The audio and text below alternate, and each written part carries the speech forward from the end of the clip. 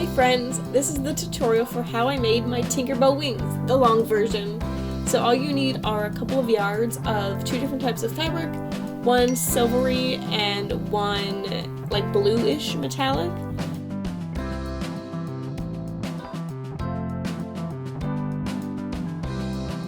So as you can see, I have one large piece of fabric of the silver and then one smaller piece of the blue.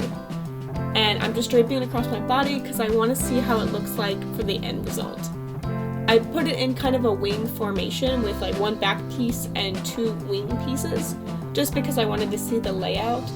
And I also decided that I wanted a pattern. So I taped together two pieces of paper, and from there I kind of just sketched out the wing shape.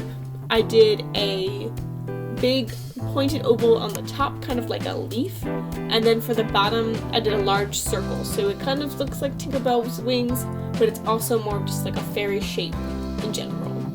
From there I cut out the pattern because I wanted to make sure that it fit nicely on my fabric, and always cutting out your pattern is a good idea.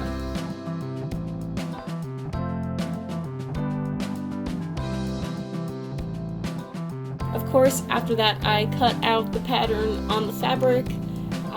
If you decide to make this, I would honestly not cut out the back part and only the outside of the wing, because it saves you a little bit of time later on. I did have to sew my two pieces together, but you can totally do it this way if you feel more comfortable. I also clipped all the pieces on there so that it stayed together. Then I flipped over the pattern and did the exact same thing. So I cut it out and I clipped it together. And now I'm sewing the two pieces together. Obviously don't forget to backstitch, that's essential for sewing. And so now I will have one giant piece of wing.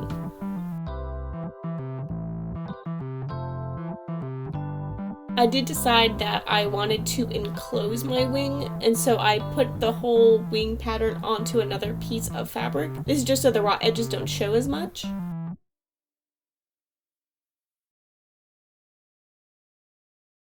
I just cut out the whole wing shape on there, and then from there I sewed on the new piece of fabric.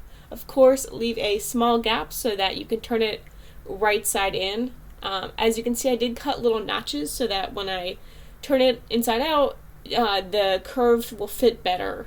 And here I am just turning it from inside out to right side in, and it's all fluffy and pretty.